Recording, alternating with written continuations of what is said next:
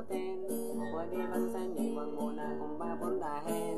Kung sistema natin ay ganun pa din, at least alam ko na kung anong dapat kong gawin. Kaya di na ko babiyahe, sayang pamasahe, pati ang tsokolate sa'yo.